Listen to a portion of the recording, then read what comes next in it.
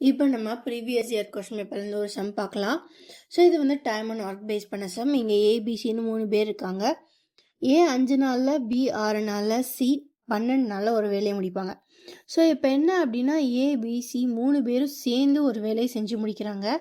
அதுக்கப்புறம் அவங்களுக்கு 3 பேருக்கும் சேர்த்து 27,000 ரூபாய் கொடுக்குறாங்க. இதை அவங்க வந்து எவ்வளோ வேலை செஞ்சுருப்பாங்க அப்படின்றத பொறுத்து அவங்க செப்பரேட் பண்ணிக்கணும்.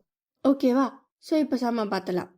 ஸோ ஃபர்ஸ்ட் ஏ பி சி.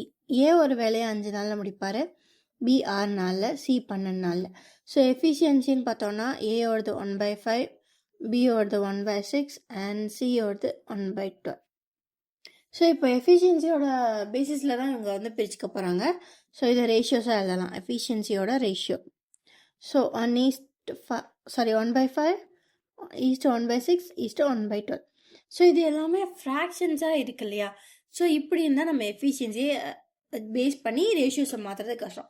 ஸோ என்ன பண்ண போகிறோன்னா 12, 6, 5 இது 3க்கும் எல்ஜிஎம் எடுக்க போகிறோம். இது 3க்கும் எல்ஜிஎம் எடுத்தால் 60. ஓகேவா? இந்த 60ஆல் 3ஐயும் மல்டிப்ளை பண்ண போகிறோம். So 1/5 into 60 and again 1/6 into 60 and again 1/12 into 60. So நம்ம என்ன பண்ணோம்னா நம்பர் ஆஃப் டேஸை எஃபிஷியன்சியாக மாற்றணும், எஃபிஷியன்சியை ரேஷியோவாக எழுதணும். எல்லாமே ஃப்ராக்ஷன்ஸாக இருக்கிறதுனால டினாமினேட்டர்ஸோட எல்சிஎம்மால் எல்லாத்தையும் மல்டிப்ளை பண்ணுறோம். ஓகேவா?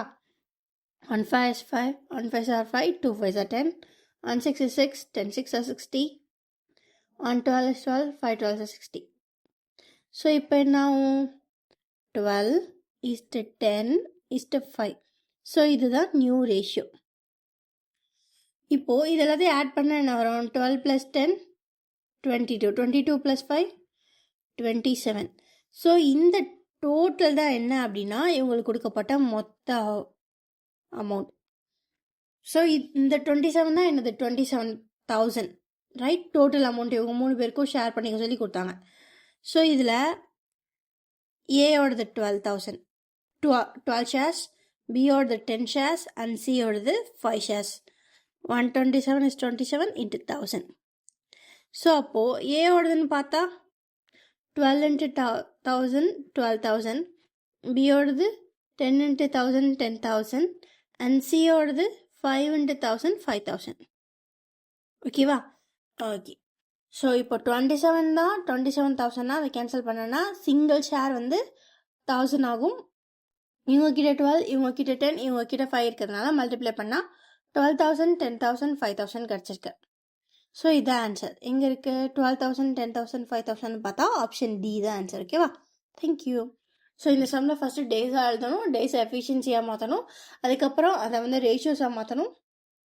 அந்த ரேஷியோஸை ஈஸியாக நம்ம கன்வெர்ட் பண்ணுறதுக்காண்டி டினாமினேட்டரோட எல்சிஎம் எடுத்து அதை எல்லாத்தையும் மல்டிப்ளை பண்ணால் நமக்கு ஒரு ப்ராப்பர் ரேஷியோ கிடச்சிடும். அதுக்கப்புறம் நம்ம ஈஸியாக அந்த சம் ஒர்க் அவுட் பண்ணிடலாம். ஓகேவா? தேங்க்யூ.